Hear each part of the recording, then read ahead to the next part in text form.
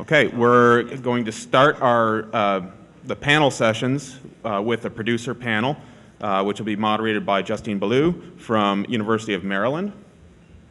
Our panelists are Christa Alexander from Jericho Settlers Farm in Jericho, Vermont, Andre Cantelmo from Heron Pond Farm, Southampton, New Hampshire, Kelly Pritchett from Barsuglia Farm in Vineland, New Jersey, and J.D. Rinehart from Rinehart Orchards in Smithsburg, Maryland. Thank you, Justine.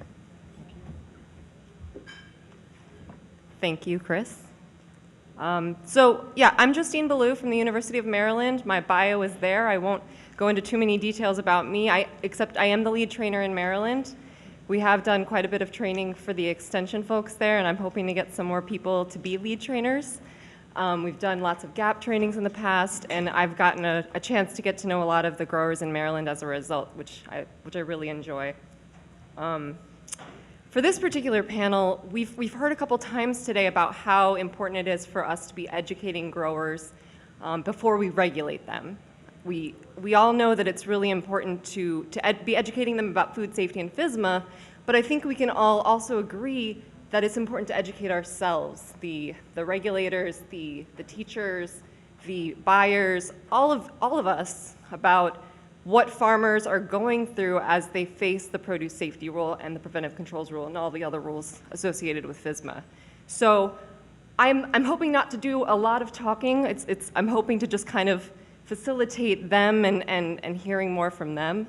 We've got some great growers here. A couple of them participated in the On-Farm Readiness Review pilot program. They've got great food safety programs on their farms already.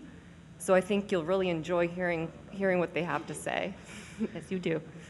Okay, so I think the way we're going to structure it is we're going to spend the first chunk of time hearing from them, and I'll be asking them some questions as we go, and then we'll save audience questions for the last 15, 20 minutes or so. So if you have any burning questions, maybe write them down as we proceed, and then we can ask them at the end. Okay, so now we're going to take a few minutes. Each of the growers up here is going to introduce themselves. Whatever you want. Good morning. I'm Christa Alexander with Jericho Settlers Farm up in Jericho, Vermont. It's great to be down here in civilization. We kind of get isolated up there in our own little bubble of utopia, and I brought my whole family down here just so I could see another part of the world because. We don't get out very much being on the farm.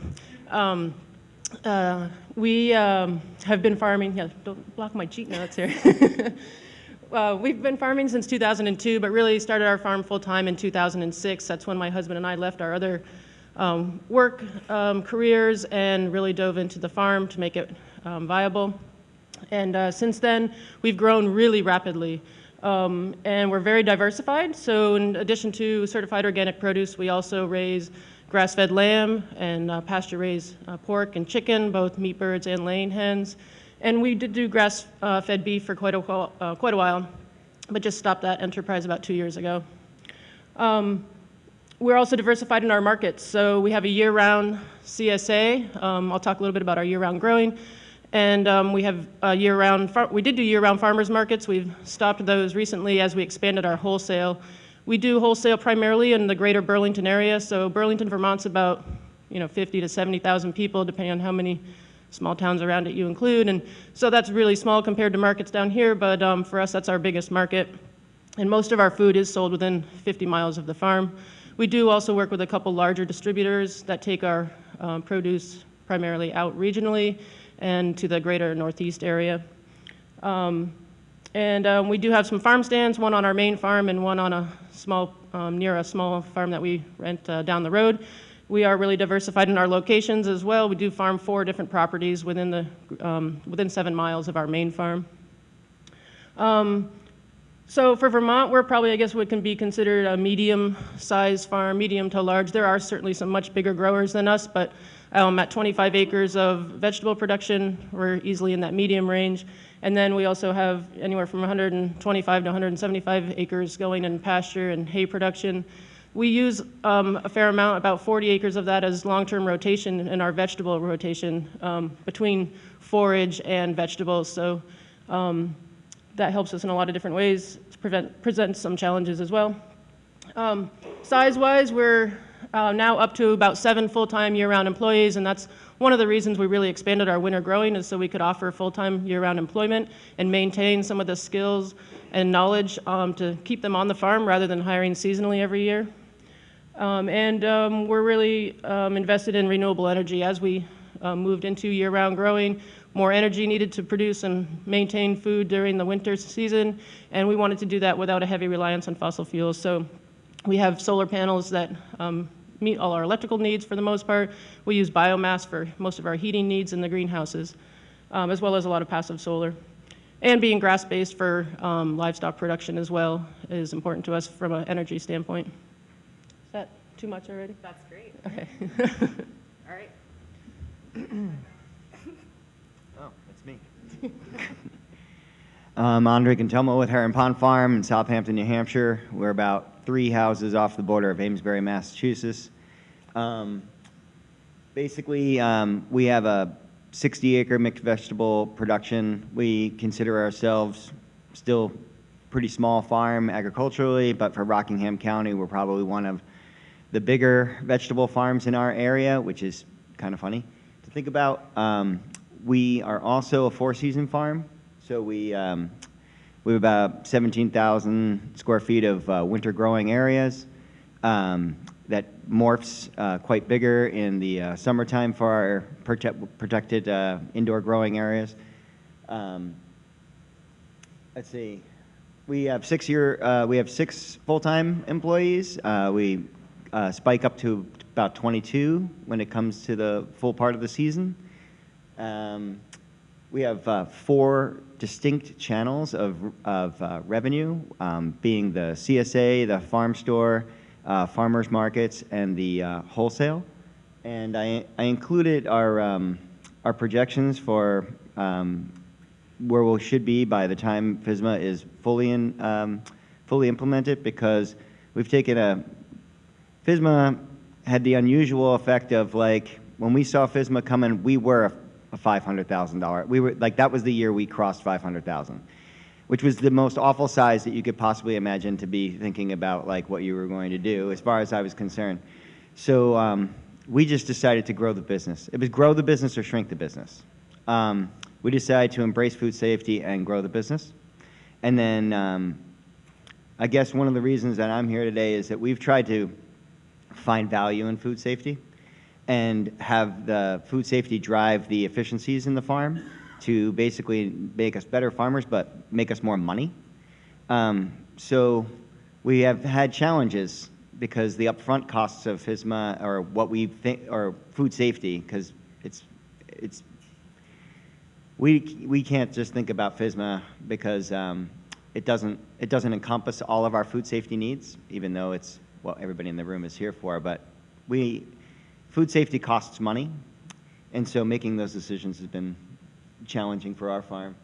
And what else? I think that's about it. We'll probably cover a bunch of other stuff as we go. Hello, I'm Callie Pritchett from Barsuglia Farms in Vineland, New Jersey. We have been farming for a very long time, since 1949. We have a little over 300 acres. We grow 20-plus variety of vegetables. I have been with the farm, well, my whole life, but I actually came back I went to school in Delaware, and when I was finished with that, I came back to New Jersey, and I started working for my dad about 11 years ago. I was hired purposely to do the GAPS audits and take care of all the food safety on the farm.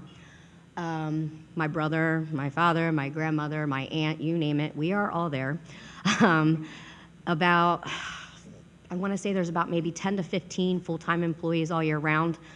We do not have any crops coming in the winter. We're only about 2 to 3 season farm. The winter, we're doing a lot of repairs. We do a lot of the stuff on our own. So we do have a few of the guys that stay with us. When we're in production, we have close to maybe 35 employees at the farm. We got into the gaps and the food safety. We had a few buyers in South Jersey that were interested. We do sell to places like Wegmans, who I think might be here. We have someone from Wegmans here. There he is. And we have a couple other buyers that we deal with through the Vineland produce auction that also, required us to, have the audits. So it was more for us for marketing and for, and as the time's going on, it's just because it's making our quality of product that much better. It's my full-time job. It's what I do. I'm sure there's going to be a lot more questions coming, so I'll answer as much as I can, and we'll go to the last guy. Hi, I'm J.D. Rinehart, and I love food safety. So I'm a third-generation farmer. I'm probably the closest farm to the location as we are here. I'm 70 miles west of here, so we ship a lot of fruit into the Baltimore-Washington corridor with our location. I am a third-generation fruit grower. Our farm is 88 years old, and we farm 400 acres. We have 300 acres of apples and 100 acres of peaches. Basically, we have been GAP certified. I do not do the GAP plan. I have a person that does that, but I was thinking back when we started, I think it was around 2005, and we were the first GAP certified packing house in the state of Maryland, which was a challenge, but had a lot of rewards at that time as well. I'm a graduate of Delaware Valley College, 1985. I've been in the produce business for over 30 years. My grandfather started the business, my father, and now I'm in the business. I run the business with a crew of about 45 people. All the fruit is picked by hand, which makes challenges for food safety. But we are glad to meet those challenges to provide the markets with the safest product we can. We do have a commercial packing house. We have upgraded that extensively in the last 10 years.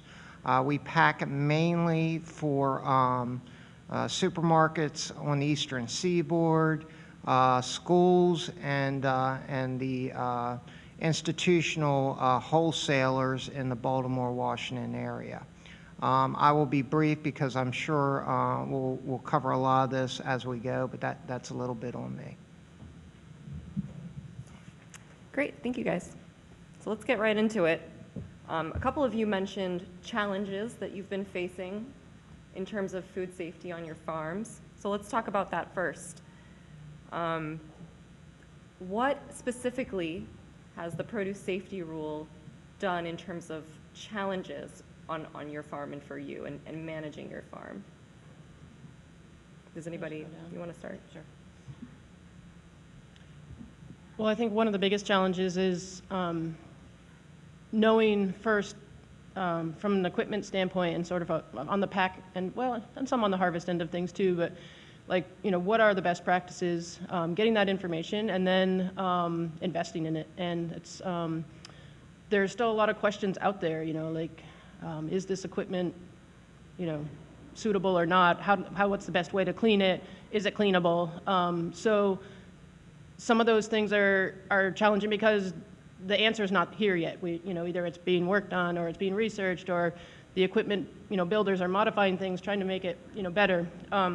When you're talking about our scale farm, when I think about some of the larger scale farms like, California produce size, it seems like, the equipment is there and it's been figured out more. But when you're talking about our scale, we can't buy a $50,000 lettuce washer or whatever it might be.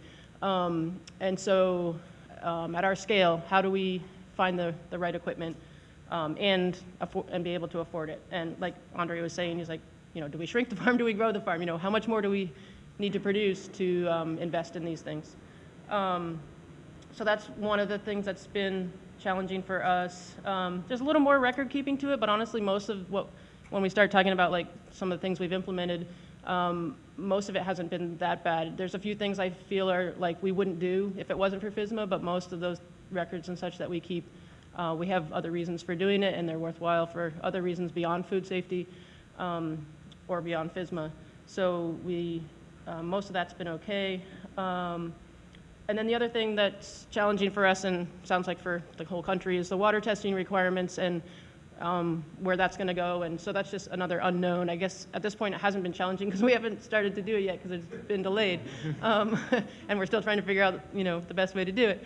So we've been thinking about it, and we've been worried about the potential cost. But given that we have more time to deal with it now, it makes it a little bit easier hurdle to get over while we deal with some of the more immediate stuff until we have to deal with water quality testing. Yeah, that was one of the things that I was talking about with these guys before we came up here. The water reports I know that the water hasn't gone into play yet, thank God. I will say that for my farm, it will be challenging. We have 16 wells that we will have to get tested for the amount of time, whatever the rule is going to tell us to do. And right now we get it done once or twice a year, depending on how much we use our wells. And it's a pretty penny. So having to do it 3-4 times a year, each well, it's gonna start to add up. My main question or my main concern is there something out there that will help us farmers with this? I'm okay with doing it. I understand the reasons for doing it. But is there any way that we could maybe get some help with it? Because it really, for a farmer like me who has that amount of wells, it's going to get a little pricey. So for me, for this, that's probably the biggest challenge that I will see. As far as everything else, we've already been doing it now for 11, 12 years.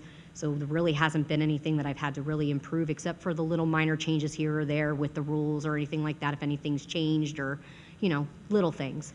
But the water is going to be, if and when that happens, it's going to be it'll be a big hit for us. So if there is a way to get some kind of help, funding, anything, I know that I probably speak for all of us up here, that would be awesome. So that's going to be a big issue or problem for the farmers. I will say that. Me? Yeah, Well, not to be redundant, but time and money. I mean, it's. I have a staff person that dedicates a lot of her time to administering this program. It's brought a lot of benefit to our farm.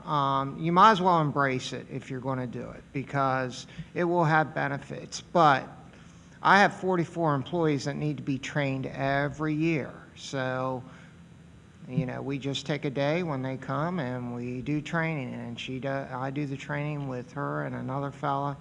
There's a language barrier there at times, obviously. And it's expensive. I mean, as you said, with the water testing, it's just on and on and on. But, the time issue, you might as well just build in extra time to train your employees, to go out into the fields, to make sure that everything is as close to perfect as you possibly can get it, because on a farm, there's things that happen that you can't control, weather, things like that. So you might as well just build in extra time to do it. Financially, luckily, we've been in it for a dozen years, so we've spent millions of dollars to bring our facilities and our equipment up to the standards that everyone wants to see. The good thing is I have Chris Walsh from the University of Maryland, and I have Deanna Baldwin from MDA who guides me along, and we can make a strategic plan to do those things. But time and money. Yeah, I think that time and money is definitely a thing. Just a little background on our farm. We're coming from ground zero, not like our colleagues up here. When we got involved in food safety, we did not have a food safety plan, and we were washing in tubs under an awning. And that's the size farm that we had. And that's kind of the reality on the ground of a lot of the farms that were my size that are, doing it. Now, I'm kind of a leader in food safety in my small community, but by being a leader, that means I've made bad decisions, basically. I've spent I've allocated the wrong resources to buy inappropriate equipment, which is challenging when you're trying to make the right decision, but and you think you're making a food safe decision, and you do make a decision, but it's money that's gone, it's not coming back. And we felt we had to act soon, and before maybe the regulatory community and the education community had their act together because of money. We started to factor out what it was going to cost us to revamp the farm as we expand it. And, in the few years that we've been doing this, I mean, I don't have millions. I also don't have as gross, but, we're 40 G into this.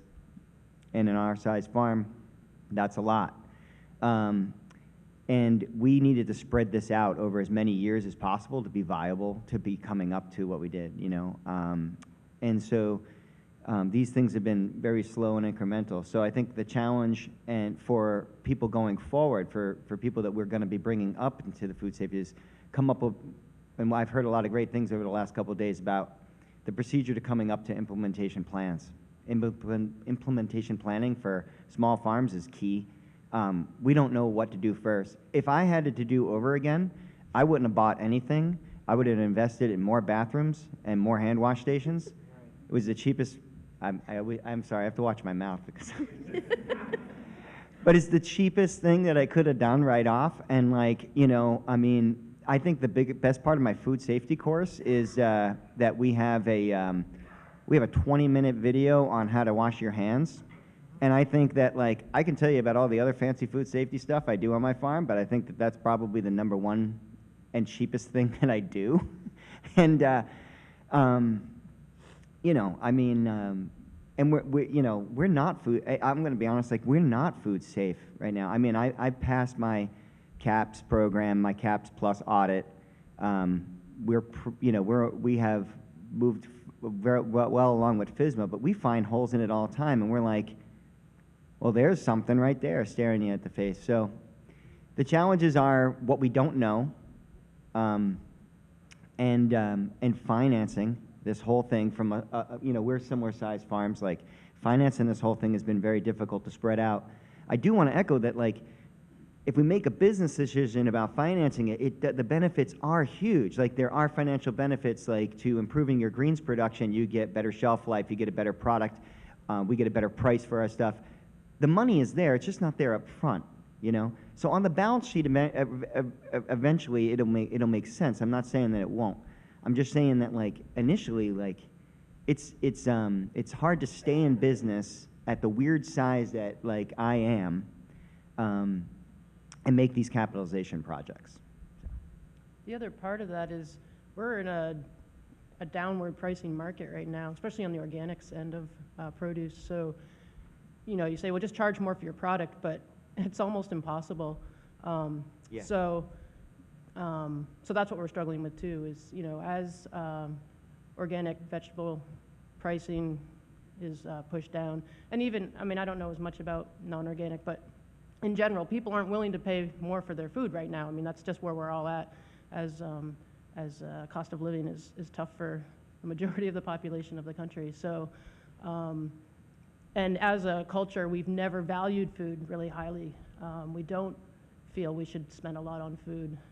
So it's very difficult to just pass that on to the consumer. And so we have to think about being more efficient and being smarter with our investments. And so, yeah, back to the challenge of what's the right thing to buy or to implement at what time. And can I branch into another question that we had for further down? Sure. Because it feeds well. One of the things that we were asked to talk about is for growers that are just starting up from scratch. And Andre gave a little bit of his take on what he was thinking about going from scratch. And we are dealing with a lot of very small growers, at least in our area. They aren't going to have a lot of capital. So what's the most important? What should they be thinking about? And when I think back on our farm, if we kind of exploded and did everything at once, it felt like. But if we hadn't done that, where would we have focused? And the things that I find have been the most useful for us beyond the food safety aspects of it, but I've also added to quality of produce, efficiency of labor, morale of the crew and working, the things that were most important were improving our cold storage and our cold chain, ensuring our wash water was safe and easily usable, accessible within the wash pack area. The worker hygiene, but with that, the SOPs that we wrote, and so both training the employees, but also, not just in their health and hygiene, but also in the workspace cleanliness and equipment upkeep. And so we have standards written out for everything that we do in the wash pack, and a fair amount of what we do in the harvest is all standardized through written materials. They're trained in it. Pictures, reminder signs, laminated posters everywhere, it seems like. And so that's not only improved the food safety environment, but also, you know, you don't get the questions of, how am I supposed to do this? What was I supposed to do? Now it's on the employee, like, to take that responsibility to learn their job. They have the resources, they go through the training, and obviously they're not gonna, you know, remember everything after the first training, but there's ways that they can teach themselves if a manager or supervisor is not available. So that's been awesome from a manager's perspective. And then the last thing, you know, when I think about where we started, you know, Andre mentioned the tanks under the awning, and we were like in the old dairy barn with the old, you know, whitewash peeling off the walls, and so just a sanitizable workspace, a clean workspace, even if you don't have all stainless steel right off the bat, just, you know, I mean, maybe it's an investment before you get the drain in the floor and things like that, but there's a fair amount that can be done just with the work surface, you know, starting there. If you're not building a new facility, if you're retrofitting, there's, you know, just what's the food touching? Start there, and then work on the shell and everything else beyond that. So starting from scratch, those are what I think about, and the things that we have found the most useful beyond the food safety. That ties in pretty well, actually, with the next question I'm going to ask you guys, which is, you know, you've listed some of these challenges. How do you go about prioritizing what to address or tackle first or last? I have a system. Go for it. So we have a system for that on the farm.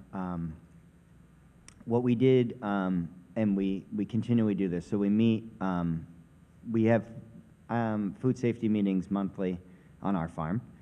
And it doesn't mean that like we have a meeting like this. It could mean like we meet for 15 minutes, but we allocate monthly time on the farm for it. And two people are always involved are the pack house person and the field harvest person. And we generally try to include the person who does the pack out for wholesale because she's had incredible input into the thing. And what we usually do is we start out with 3 buckets. Like when we're looking at the FSMA bucket or food safety bucket, we always, because we want morale, right? So we always have the bucket of things that we've done for food safety, and we try to review that very quickly. I didn't have this bucket at first, but it started to get daunting that we always talked about what we weren't doing and what we had to get done. And so we included the what we've done and how far we've come bucket, which is pretty incredible. And then we have what we call the low-lying fruit bucket. And this is built upon all the progress that we've made over that period of time since the last time we met, that like, oh, look, this is more achievable than it was last time. And like, how far away are we from being able to achieve that food safety goal? And that maybe moved to the head of the priority line because it's easy. And because like, oh, you're only 2 steps away, let's do it. And then we have well, we don't call it this on the farm, but for you, I will censor it and call it the challenges bucket. and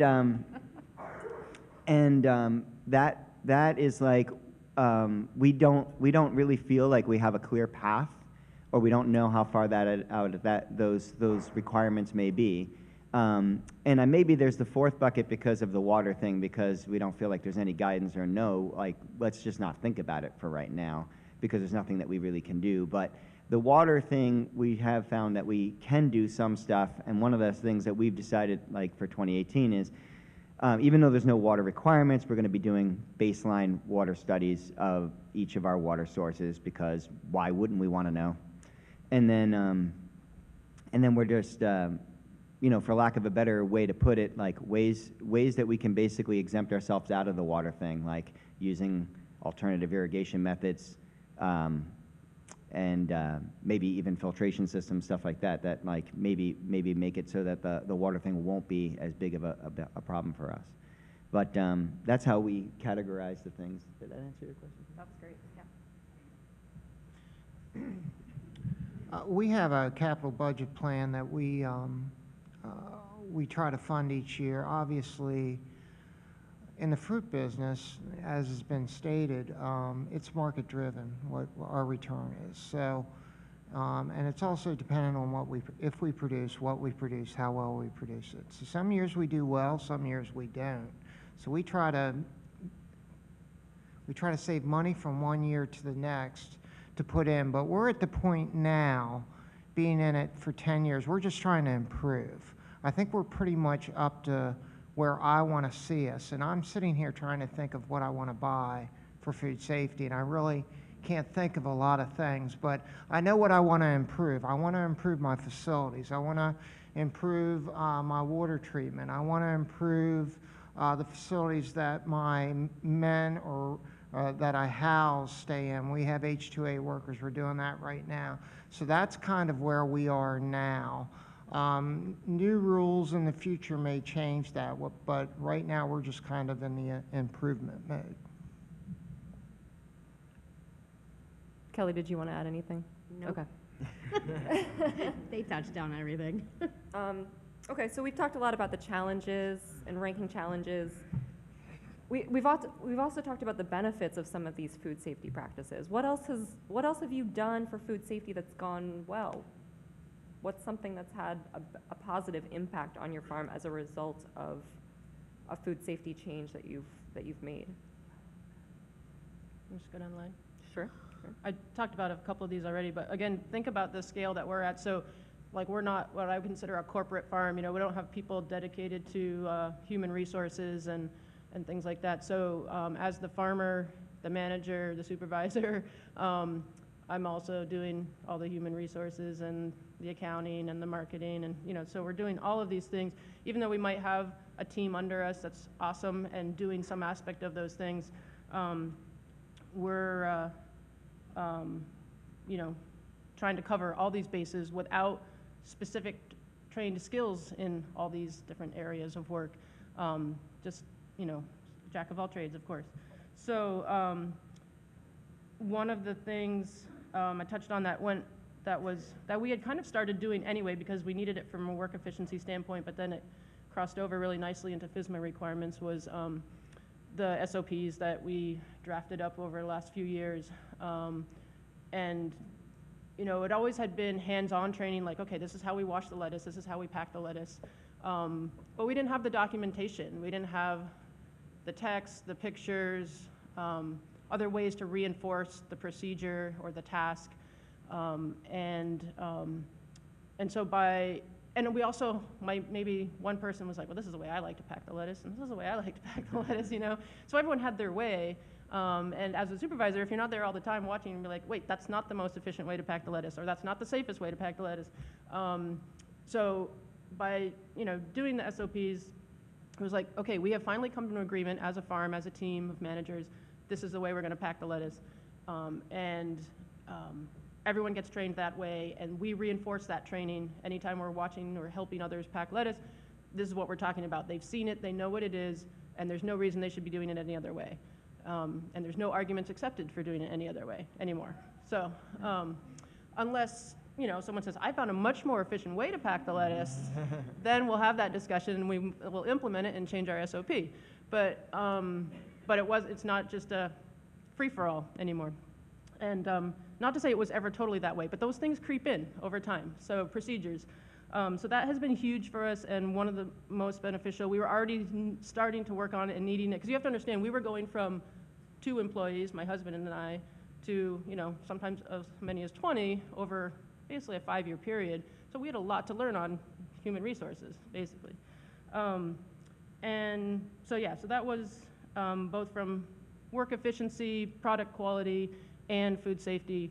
The SOPs were key for us. And then there's equipment investments and such that were, again, improved quality of the product, improved work efficiency. I would say maybe some of the things that that we started doing more because of FSMA, but maybe wouldn't have done as aggressively before, was like use of sanitizer. Like we already used it in final rinses, but then we just were like, you know, why this stuff only, at our scale, if we were to use it in everything, every bulk tank, all the time, even if there's multiple rinses going on, then it's only gonna cost us like $500 more per year at our scale of volume of what we were doing. So we're like, let's just do it. You know, it's another assurance, you know, it's, even though, you know, we were, you know, told that like somewhere in the line, end of the line, you know, of the washing is adequate. We're like, what if, you know, whatever, someone doesn't test one of those, it runs out or whatever. It's just like an added assurance. So, so that was maybe one thing we did, you know, that maybe doesn't have, you know, maybe it's gratuitous, but it made us feel safer. And yeah, and then the other was just improving our cold storage, both volume and quality of equipment, to be able to readily cool produce better and keep it cold. And we also invested in a reefer truck. So for, you know, most farms that are large scale, that's a no-brainer. But for us, it was a big investment. And we had to build a scale of delivery. We had to get to a scale where we were filling that truck enough to be able to invest in a reefer. And so that, you know, that was beneficial to us for numerous reasons, but I think, you know, FSMA pushed us there. It was like, you know, we really got to do this. We were doing all kinds of other tricks to maintain our greens, keeping them cold in the truck before, but now it's easier because we made that investment. So it's more. Efficiencies gain? I lost track. Benefits, right? Benefits? Okay. Yeah, one of the, I mean, our farms are very similar, so I think that we found a lot of the same benefits. One of the benefits also was including our team in food safety decisions. And some of that has led to, well, it's basically led to better systems on the farm, whether they have to do with food safety or not. And one of the discussions was a discussion of field pack lettuce on our farm. And that came out of a food safety argument. It turns out that I'll give you the end of the story right now, is that we don't field pack lettuce, and we didn't before, but the discussion and the experiment with field pack lettuce was all around the idea that, like, well, we wouldn't putting water on it, and water seems to be the danger of everything, so like, let's not put water on it. But it turns out that it is way too hot, and we tried forced air cooling, everything to get it down, it just didn't work, so water was the best way to cool it.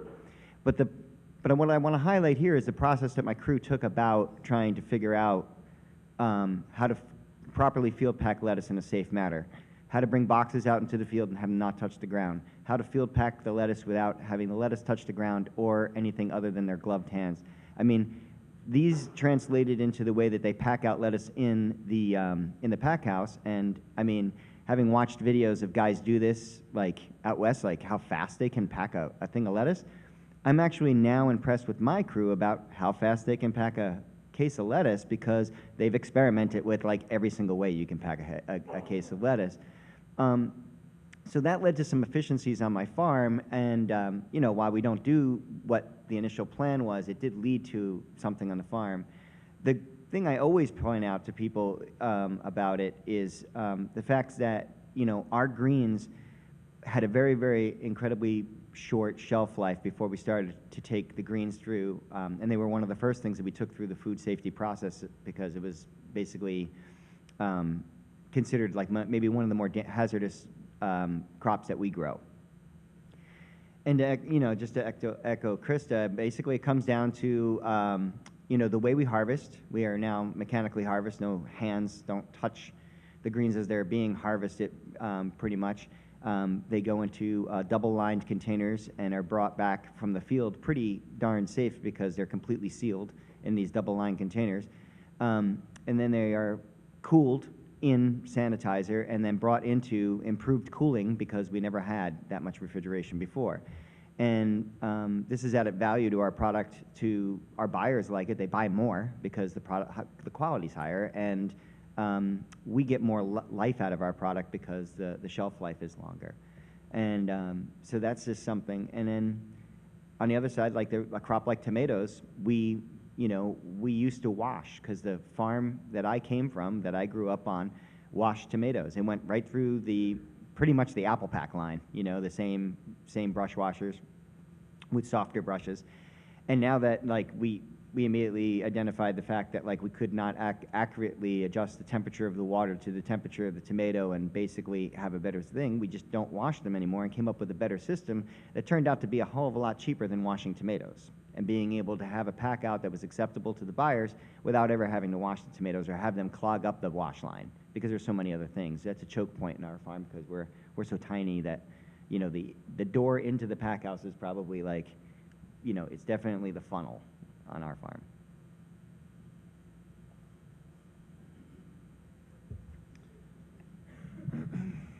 So when I was a kid, our packing house was an old bank barn, an old wooden chestnut bank barn with a packing line in it and no cold storage.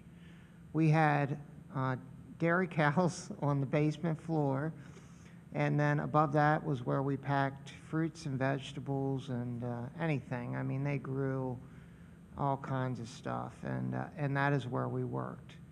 Wooden structure, and then above that, 3 floors where they put the hay. We also made our boxes there, and we made it as automated as we could. Fortunately, in the 80s, when I was going to college, my grandfather and my dad built a modern cold storage and packing house facility with bathrooms on the lower floor. And I thank them every day for that. I mean, what wisdom they had. It just amazes me. It gives me chills. But anyways, my point is this. You would not believe how clean our packing house is now. I'm not saying you can eat off the floor, but every night we clean before we leave. Even if we have orders hanging over our head and we need every minute, we still take that half hour to scrub the equipment, to scrub everything down. The guys have bought in. They have bought into the system, and I'm very proud of that. So that's one thing. The second thing is this. I've never had a complaint about new equipment. When I first went on the farm, we were pulling our tractors because my dad didn't want to buy batteries. So we'd pull them or park them on a hill to start them in the morning. You guys, But anyways, but now we have cab tractors, all new equipment, computerized sprayers, this, that, and the other. We have capitalized, and I think our morale, I know our morale is much higher now, not because I'm such a wonderful person, but because of a lot of these improvements that we've made to improve our employees' working environment and living environment. Okay. So now we're going to get a little philosophical. If you could go back and talk to you 10 years ago, what resources would you have told yourself to look for or use? Or what resources did 10 years ago you use that you really benefited from? 10 years ago? 20 years, 5 years, whatever, past you. I used Wes Klein. Wes is from the Rutgers Extension in New Jersey. He's been amazing. He's the one that whenever I have questions, I call. He helped me get everything started. He came out, sat with me, went over the plan, helped me figure out what needed to be done, what was needed to be put into our rules for my particular farm, not for, just to put it in there. It had to be specific for our farm. And how many years ago was that? 10 years ago? I don't remember, I guess 10, 11 years ago. And every year since then, I call him all the time and I keep asking what needs to be added, if there's anything new, if there's anything that I should be looking out for, if there's anything that I need to improve on.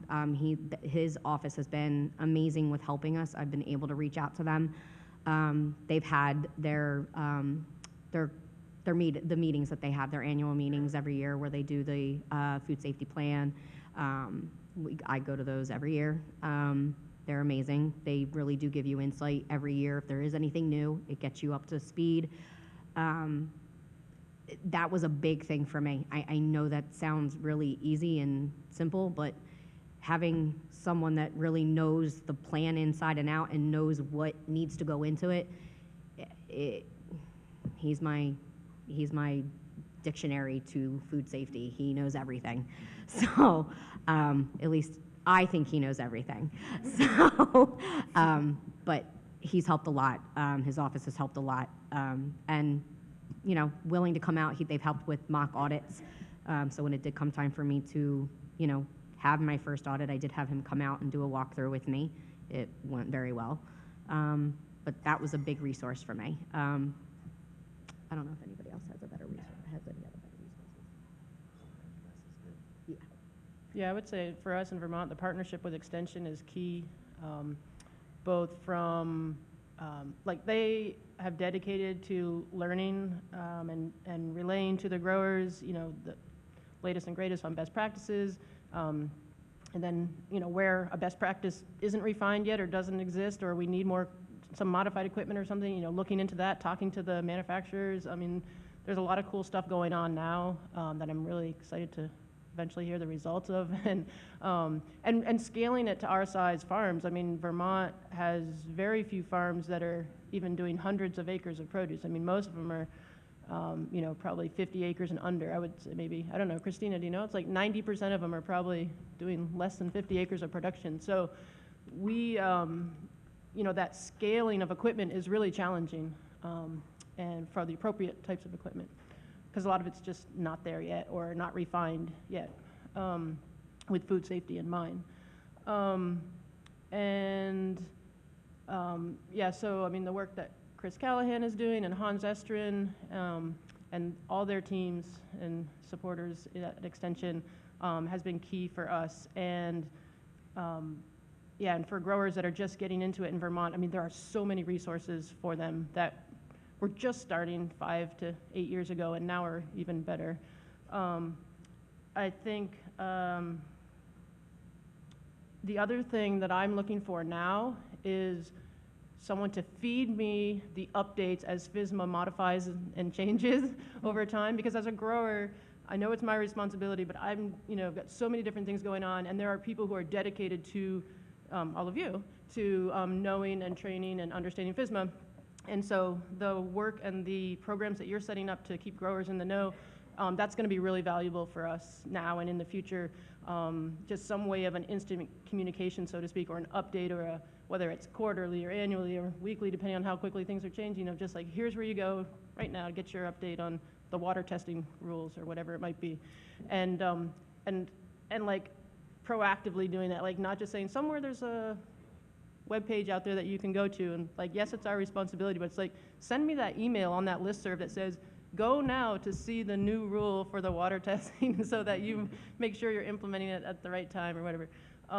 That's what I would love to have as a grower, because there's so many other distractions of other things I have to do that would just key me into saying, oh yeah, get on that, make sure you're up to date, don't forget about that. In terms of resources, mid, small scale farm equipment, the appropriate types of equipment to invest in, when maybe even at this point inventing and creating some of that equipment. So you're saying, well, what's she talking about equipment? So like the one I think about the most is the brush washer. Awesome at cleaning produce, but really hard to clean itself. So how do we make that food safe, or abandon it and use something else that does the same thing that's food safe? That's one that's like forefront in our minds. Other ones is just like modifications of equipment so that, there aren't all those nooks and crannies for all the microbes to hang out. A lot of us, have some things that do adequate cleaning and are probably pretty close, but there's things that we keep finding like, oh yeah, that's, the listeria is sitting there right now well, it'll be there every time unless I clean it this way or that way or whatever. So, yeah, those are my resource needs. Sure. So, every decade or so, I ask myself, am I in the right business? So probably 10 years ago, I was asking myself if I was in the right business. I don't know why I keep on deciding that I am in the right business, but I do. And so, looking back, I mean, this wasn't 10 years ago, but I will say that one of the smartest things that I ever did was get involved. Even though I'm a New Hampshire grower, I joined the Vermont Fruit and Berry Growers Association specifically because I love their annual meetings. I always go anyway. And then they had the CAPS program, which was basically what I looked at, at all the different food safety paths to food safety for me. I really needed something with training wheels, like remedial food safety. I found most of the pre-GAP audit stuff and packets that I would get when I started looking into food safety as like too challenging and too much. Like it just looked like a pile of stuff to me. It didn't look like anything achievable. And if you're from another state and you're thinking about like how do I integrate growers who have no interest into food safety into maybe thinking that it might be appropriate for them at any scale, whether FSMA applies to them or not, because the goal of FSMA is promoting more food safety. And I would seriously look at the Vermont CAPS program. I think that they've just done an amazing job with it, and like I owe pretty much where we are today to food safety to starting there. Now we've grown beyond it, and probably like we all now this year and last we toyed with maybe just getting a GAP audit, but since we don't know how effective that's going to be to our buyers, like we don't have a buying problem right now, so we're kind of waiting to see where the buyers fall in that whole thing. But other things I think I would think about from a food safety perspective, 10 years ago, would be I would just like a longer period of time to stretch out the changes that I've made. Is just the only thing. And I'm going to echo something I said earlier. It's just like, it seems to me that there could be a path, laid out as like a path to food safety that shows maybe the logical things. I mean, we have these wonderful, I know the Pennsylvania people last year, we were looking at their, I don't know what you call it. It's like the box diagram, the logical steps, like whether you are, whether FSMA applies to you or not. It's just this beautiful, like, yes or no, follow little arrows, and you're like, then you get the answer, like what box of FSMA you fall into. And it would be wonderful, although more complicated, to figure out like, okay, I'm starting here. Let me answer a bunch of yes or no questions to find like what would be the best path to food safety for my farm. Yeah, I think that if I could have broken up the steps a little bit more and maybe saw this coming and taken some more proactive view, it wouldn't have cost me as much money, as the last 5 years have.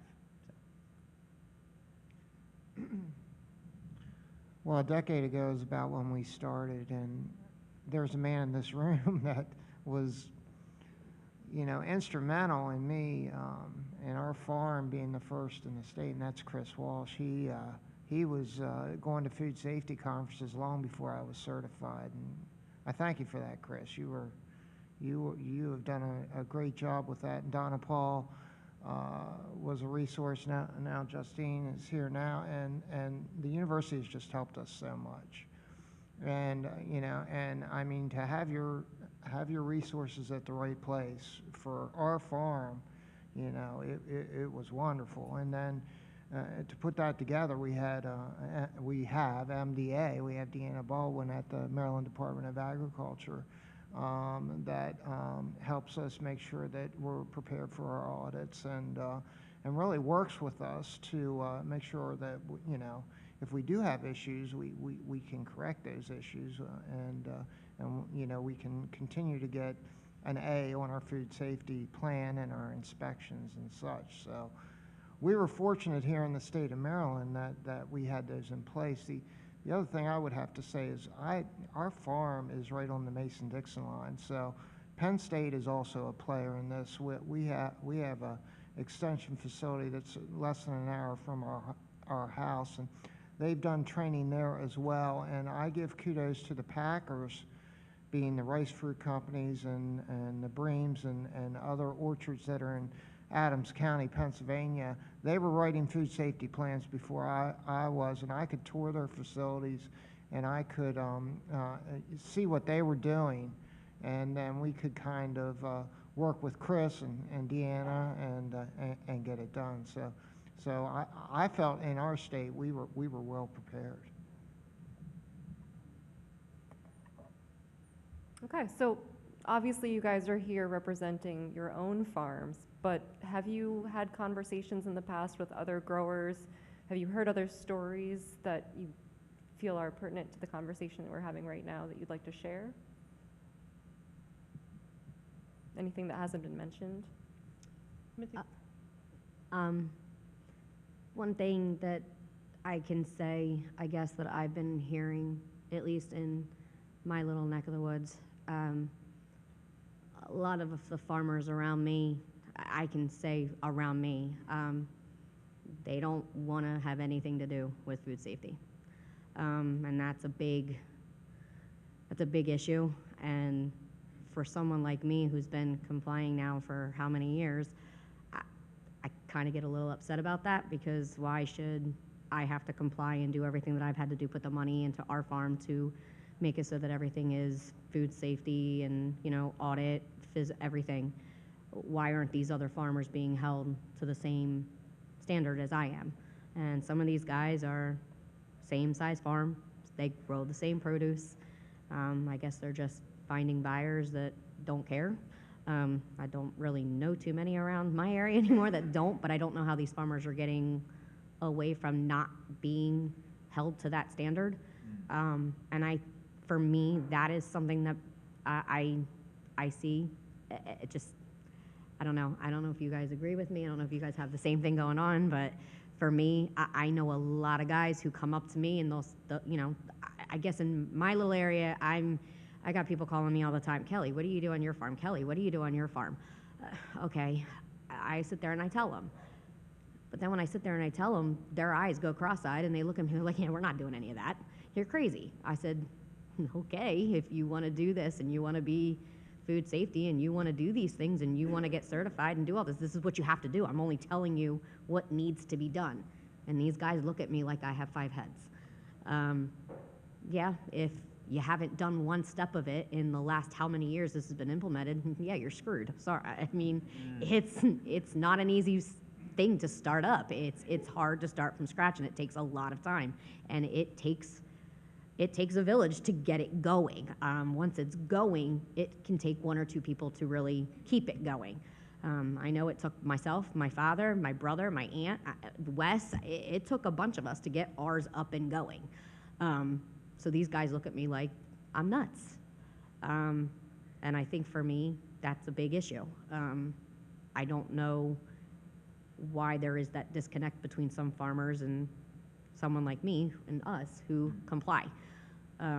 So that's something that I'm hearing a lot of people complain about, the ones that aren't anywhere near ready to start this process.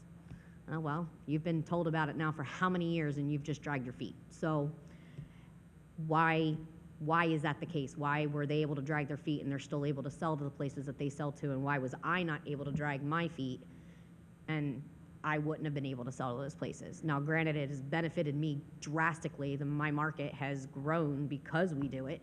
We are able to sell to places like Wegmans and places like that that we never sold to before because we were not food safety. We did not have the gaps. We did not comply. And now that we do, we're able to do these things that help our farm and benefit us and make it so that we can sell to bigger markets and to better places. So where is that, why do they get to complain and whine and cry and get out of it, and why didn't my whining and complaining get me out of it? I mean, seriously. Who was here yesterday got to hear my rant about about this. Yeah, a few, yeah. Sorry. So, yeah, I mean, it was a little bit like that, right?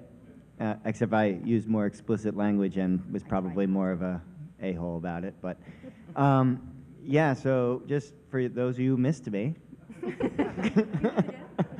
No, I'm not going to do it all again. But I will say that, like, the main thing I'm hearing from growers is that the rollout of FSMA has been in such a way that it is not a priority on the farm. It's a nice way to put it. And the reason is the length of the rollout has been a long time, and the dates keep on getting pushed back. That's the most convenient way to put those things. And so basically, the wait-and-see approach right now seems to be paying off pretty well. I will be interested to see what happens when some deadlines come up and some inspections really start and what will really happen. My feeling, because I have very little faith in the fairness of the universe, is that these people will be granted temporary extensions or granted more time to comply in some way and still be able to exist in their food chain. So I will receive no competitive advantage for having been an early investor in any of these programs. I don't see that, you know, from a liability standpoint, I feel a little bit resentment towards these people because I'm in the same liability pool as they are, and I feel like I'm doing more. So even when you consider the insurance marketplace, I'm paying rates on their lack of compliance. So there's many, many different places that like these things overlap.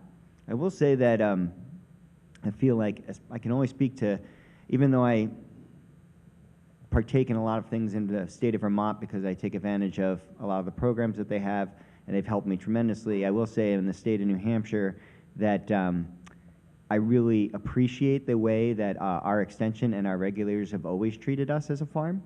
And so I really feel like, you know, the fairness as far as what they can do will be there. But it is, you know, I think the message of what, the message of the importance of food safety or who's even going to have to bring into these things is not getting out there. And I'm hearing from a lot of growers that I know, because I know them and I know their numbers, that they are covered under the rule. And they just blatantly look at me right in the face and like, I'm not covered under the rule. I'm like, you're covered under the rule. And they're like, no, you don't understand my business. I'm like, okay. And so basically, you know, because we have a volunteer way of dealing with this right now, if you all walk up to one of them, they just say, I'm not covered under the rule, you could say, thank you very much and have a nice day. And that's it, you know? So, I don't know. I'm just going to add one more thing and then let the others talk if they want to. But another thing that a lot of the people say about this too, when I bring it up, especially some of the guys that I am, you know, friends with at other farms, especially with the on-farm readiness. I know with the meeting that I was just at, our farm did do a pilot for New Jersey for the on-farm readiness. And even just for the audits, everything like that, they say that these guys that don't comply with any of it are sitting here telling me that they just want your money. It's all about the money. That's all that it is. They said they just want to come out. They want to spend their whole day sitting there staring at your farm. They want to try to find something wrong with you. They want to try to do this. I said, no, they don't. That's not their goal. Their goal is not to failure. Their job is not to shut you down. Their job is not to do any of that. Their job is to make sure that you're complying with what you say you are doing. You're setting your own guidelines. You get to make your plan. This is what these guys don't understand. You make your plan. So if you sit here and say, okay, like right now, I would be in trouble if I was at my farm because I have rings on. I'm not allowed to wear my rings when I'm packing or anything. So if they come in and they see my rings on and my statement in my rule, I say no one can wear rings, I can get in trouble. Well, that's my own fault. I'm the goofball that decided to wear my rings that day.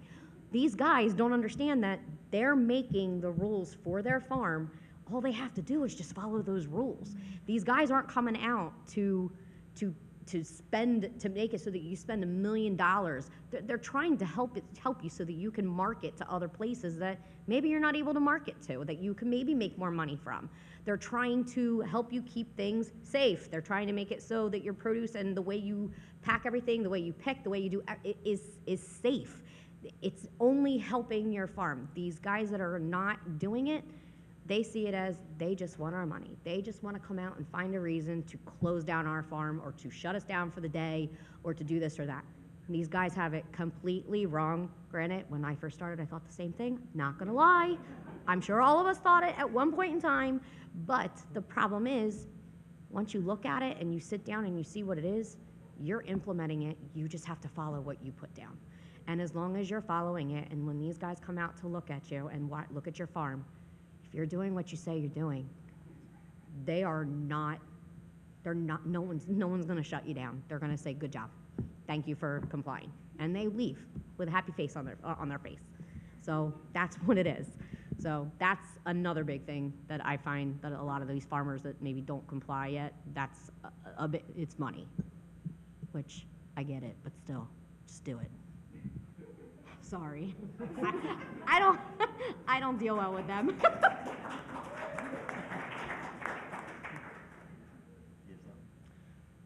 Sure. No, that's great. You know, I've seen some of that. A lot of what I have observed, I mean, farmers don't want to make people sick. So nobody is deliberately not doing food safety, but they might be deliberately not learning what they need to know so that they don't have to do food safety implementations. So I think there is a fair amount of ignorance in terms of what the risks can be. I think most people haven't heard of some of the microbes that could potentially be, you know, everyone knows about E. coli, but that's probably about it. The other ones, Salmonella, Listeria, you know, those, most people don't know how they work in the environment, where they come from, how they can persist. And so I think they might be deliberately not trying to learn those things, but I think they also just don't know that they don't know. And so when you're at that smaller to medium-sized scale at most of the farms that I'm familiar with are at, yeah, it's not high on their priority list. They're just trying to get the work done. They're trying to get the harvest done. They're trying to make sure, yeah, they can sleep at least 6 hours that night and that they can pay their employees at the end of the week. So that's where some of them are at. And, you know, we live in a world where you can become criminally liable and sent to jail for making someone sick. I mean, that's really scary as a farmer. Like when that whole cantaloupe thing went down, I was like, oh my God. And so there's sort of that fear end of things, and it's frustrating because microbes exist. We eat them all the time, and most of us don't get sick, but some do. And or we get you know, the bad microbe, whichever one it might be on the list. And you know, so we're trying to do the best we can to prevent these things from happening, but sometimes we don't know what we need to do, and sometimes we're scared about what could happen anyway. So like, why bother? You know, there's a little bit of that. You know, from a liability perspective, there's a lot of unknowns still out there in the world. I mean, there's been some case precedents, and some of it's scary, and some of it seems reasonable. And but you know, when the shit hits the fan, basically, it's like, how are you going to respond? What are you going to show that you did to reduce your liability? Is there any way? You know, so there's that whole end of it, and I think a lot of growers just don't. Either they don't realize what the potential is, or it's so scary that they're like, they give up. They're like, I don't think I could do anything anyway. Like, it doesn't matter. I'm just going to farm the best I can, and you know, make sure I can make ends meet. And I'm not going to worry about all this FSMA stuff because I don't have time to deal with it, and I don't really know what it is, and I'm doing the best I can anyway. So that's some of what I hear. I would say overall, though, the farmers that I know and deal with, they really don't want to make people sick. They really want to do a good job, and some of them are more proactive than others in terms of putting food safety up on the list, so they educate themselves, they go to all those resources that are available out there, and they figure out their best plan of action. But I think others are just so buried in the work that they're not there yet. And so all the things we've talked about in terms of tools and resources, however, to facilitate, streamline, reach out, all of those things that I know all of you are working on really hard and coming up with new training systems and tools and outreach methods, those are all key because there's so many different types of growers, there's so many different scales, and they all need some kind of assistance, whether they've got it figured out for 15 years already or whether they're just getting into it. But overall, you know, when we started, like, why did we embrace food safety? Why did we embrace that culture? It wasn't, for me, it wasn't just about food safety. That wasn't the reason, or the only reason. I mean, it was a big reason, but it wasn't the only reason we did all the things that we did on our farm. It had to have other aspects connected to it, but when we talk about it at the farm and when we talk to our employees and when we talk to our customers, we want to show that we're doing the best we can and we're educating ourselves to do the best we can to keep ourselves safe, to keep our community safe, and to keep our farm viable. And so there's a whole, you know, the culture, I don't know that we ever had a didn't have a culture of food safety. We just didn't think about it very much. We tried to do like best practices of, you know, labor efficiency maybe, or of workspace use, or of crew morale. You know, we had those things in mind, and then we're like, oh yeah, and now I have to think about this one other thing. Like, all those things helped with food safety, but now there's a few other things I got to do on top of that that maybe don't have any labor efficiencies, or maybe don't really affect crew morale. Maybe they don't even know we have to do it. They don't know anything about it. But there's a few other layers that we have to, you know, add in to become FSMA compliant. And I think I only knew that after I'd done it for all those other reasons. After I thought about labor efficiency and the quality of the product, like, those all made sense to me dollar-wise right off the start, because the cantaloupe scare hadn't happened yet, or, you know, spinach, you know, outbreak, that was like so long ago and such a big corporation, that would never happen to us, right? You know, so those were the thoughts, and I think a lot of people are still there.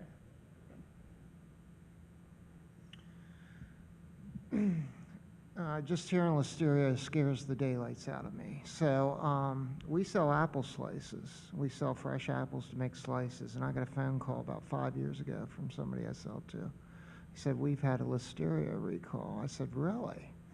And they said, we packed your fruit that day. I said, really? Did you pack anybody else's fruit? And they said, yes. I went, phew. Now, I got a chance. Boy, does that ever scare the daylights out of you? Well, it turned out it wasn't our fruit, but, you know, that was a life-changing experience for me. I remember where I was standing when I answered that phone. I can guarantee you that. So, in Maryland, I can tell you, and Chris probably can tell you better, compliance is at least 90% on the fruit grower end, I would guess. I can think of only one farmer that's not certified or doesn't have a food safety plan. And he did, but he decided not to. And I bet if he did it again, he'd get it because he's still doing the same things. And I don't know why he's not doing it. He is a processing grower. Okay, we have a large processor in the Mid-Atlantic called Nouse Foods, and he is a processing grower, and they don't require a food safety plan to market. So that is the only person that I can think of. And if you're selling fresh fruit, if you're selling to a packing house, you have to have a food safety plan. They won't buy the fruit from you. So I mean, it's as simple as that. So, but I think, Maryland's doing a pretty good job with it. One last challenge that you all have to maybe think about, because I've heard it from people, and this is going to make no sense to you because it doesn't make much sense to me either, but because they're almost asking to be more regulated, is the statement I hear from growers is that the FSMA law does not make food safer. It's a poorly written law that has a bunch of gaping holes in it, and if I comply with it, it's not going to do anything for the food safety chain. I question whether they've read the entire law or the practices involved in it, but I should just say out loud that there's something I've heard, and it's something that you may have to contend with at some point. It's almost like, well, they'd rather have a harmonized GAP and FSMA together. I don't know what they want, to make food safe, because they're simultaneously saying they're not going to do anything about it.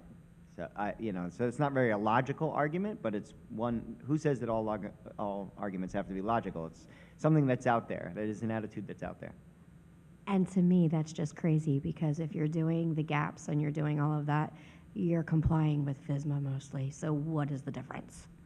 That's what I would say to these guys, because in all honesty, if you read FSMA and you do your gaps and you do your audits, a lot of it is the same darn stuff. There's no difference. I mean, there might be a couple things here or there, but honestly, it's not that far-fetched. So I don't know where these guys are. That's a crock of crap. So. Okay, we've got a few minutes left. I want to give y'all a chance to ask these people some questions. Should I jog around with the microphone, or? Okay, great. Just go ahead, yeah, raise your hand. You can't teach driver's ed to high school students if the police are not going to pull anyone over for speeding. Why should they even listen to what the driver's ed teacher says about speeding? So I look forward to some crises, I'm afraid I have to say this, coming up in the future, that we could signal people to get serious, and then we in Extension especially can come in and help out. Yeah, I have a training question. I heard a lot of comments on equipment and investment, and I'm just curious, from a training perspective, because you've all been doing this a while, what you've found works well for two questions really. One is long-term staff, the refresher, the keeping it engaging, informative, and keeping them involved in the training. And the second is how you're managing with mid-season replacements and making sure that when you bring people in, that they know what the rules are and that they're working in a safe manner. So at the beginning of every year, for our long-term staff, when we meet every week, we have a weekly meeting. So at one of those meetings, it becomes a training session to review like worker health and hygiene and some of the other SOPs that we've written for wash and pack. And once we get into harvest season, if we're moving into the fields, though we're harvesting the hoop houses in the winter too. So anyway, as we get, like more towards April, May, we will have another session specific to, harvest needs. And then as people come and go seasonally, when someone is hired, we have a half day where I'm going through all the sort of rules of the farm anyway. We have an employee handbook, we're reviewing that, talking about equipment and all that stuff, and we go through the food safety training as part of that as well. When we do our health and hygiene training, we don't have the cool 20-minute video on hand washing, but we do a hands-on, we actually show people how to wash their hands. And sometimes, if we have language barriers and things like that, if we're finding someone's not, either getting it or following the rules or whatever, from the worker standpoint, we require, gloves in most of our pack out now, disposable gloves. So that just also helps get around. It's just they know they always have to wear the gloves. So if they forget to wash their hands or they're not doing it well or whatever, when they're handling stuff, they've got the disposable gloves on and they're changing them up as needed. So that's helped, just that practice of buying those gloves, basically. So you asked, how do we initially get them trained and then how do we keep them trained? Oh, and the buy-in. So when someone, I don't know, we've been at it for, culturally, it's been important to us and in the forefront of all our work for, last 5 years as we've been building a new wash pack barn and all these things. And so we're just always talking about it. And, we do that training, but then there's one-on-one. If I see someone repeatedly not washing their hands or something, we talk to them. We have that conversation. It's not just, here's the rules, I hope you follow them. We enforce them. We do the reminder signs, or if someone's a crew leader and they just broke for lunch, at the end of lunch, the crew leader will say, don't forget to wash your hands before you get back into the field, So it's just happening in the conversation all the time. And we hold ourselves, our managers, up to the expectation that they're going to communicate this information. And they don't really have the option to not. If they're constantly not following the rules or paying attention, then they're eventually not going to be working for us. So. We spray pesticides on our farm, so we have to comply with the worker protection standard. And so everyone on the farm, because I'm not going to segregate who I think is not need to be in the worker protection standard because I'm bound to screw that up. So everybody, even farm stand personnel, have to go through the worker protection standard training because I'm like, screw it. So that culture has just allowed us to easily fold in the hygiene training. And in the hygiene training, it's presented with the sickness policy, which is also in our ongoing growing employee manual. And yeah, it sucks midsummer replacement or something. I hate them because it's essentially a half a day between all these different trainings and the and going over the manual, and I'm paying them. But you know, it's just like after you do it, it hurts less and less every time. I'll tell you that. So like the first person you pay half a day in the middle of the thing when you already have everybody else trained, you're like, oh my God, and you're like, and you let it live in your brain. You gotta let it go. I mean, you could be right or you could be happy. You know, I mean, just let it go. By the fourth person, it's a lot less painful. You know, it's like, okay, this is what we do. And as far as like buy-in, at this point, we've been doing this work, we're doing food safety, and if you're not bought in and you're like, kind of like an anchor, you don't have a job. I mean, you're not part of the culture on our farm. You gotta go. Time for one last. Right next to you, Luke. Here. Yeah, I just want to add a little bit to what we were discussing now. In Penn State, one of my goals is to assess the needs of the Latino farming community. And we've been developing a lot of programming for Hispanic growers, supervisors, and farm workers.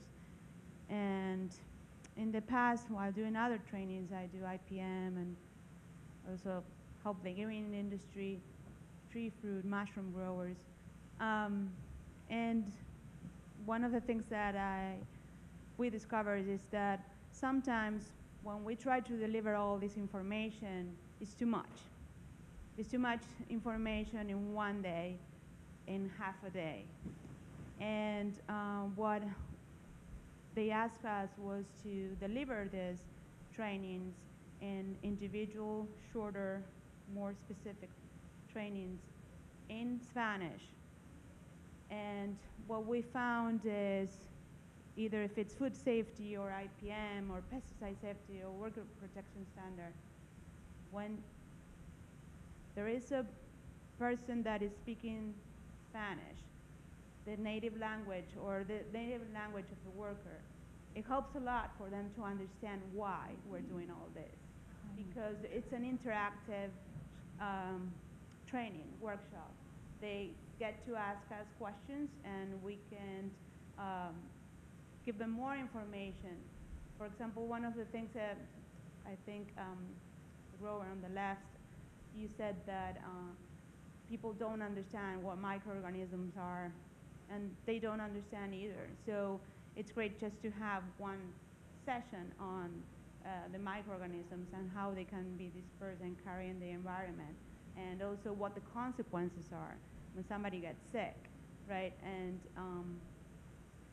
so I just want to encourage everybody that if you can send your workers to any kind of trainings that are delivered in their native language, or if we're trying to come up with new educational materials, fact sheets, videos, that is very useful because what I learned and we learned in Penn State is that they do want to learn.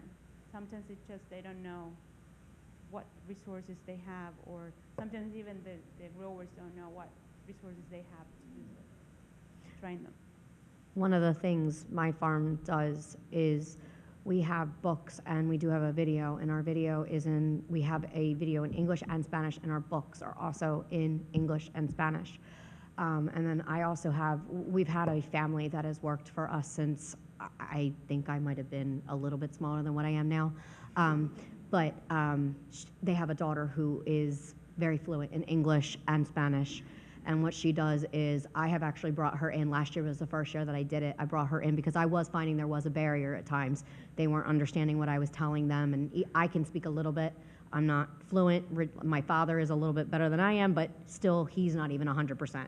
So I talked to the one lady. I said, would you be willing to come in, and if I was to train you on what the training session was about and explain everything to you, would you be willing to help me and kind of be like my co-pilot and help me when it came time to training my workers? And basically, she's my interpreter. So everything that I am trying to explain to them, she tells them in their language better than what I could or my father could. We've also had people come out like what you're saying, people coming out saying that they'll come to our farm and they will help train, or we can send them. We have seen you guys out, and our guys have been interested in that as well. My father and I are going to be talking about whether or not we're going to do that.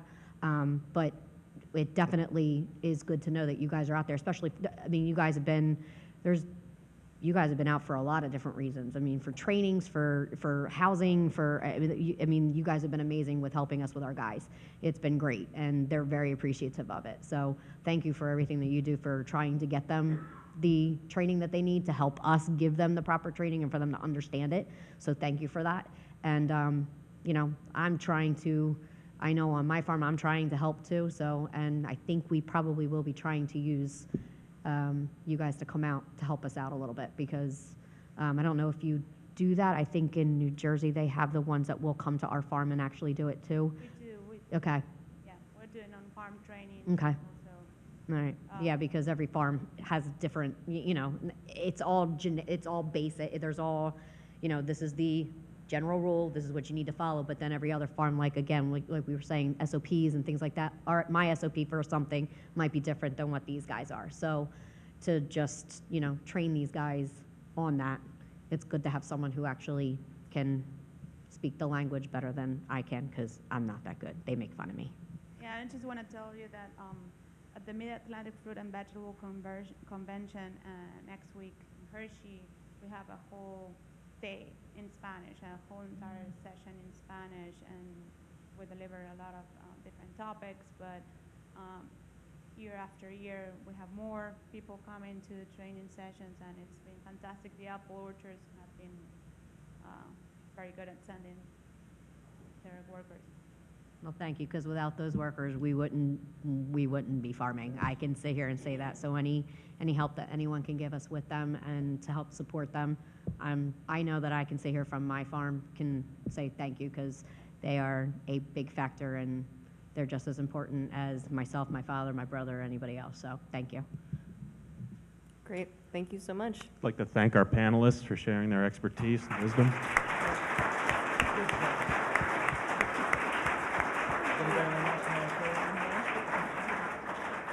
And thank you, Justine, for moderating. Appreciate it.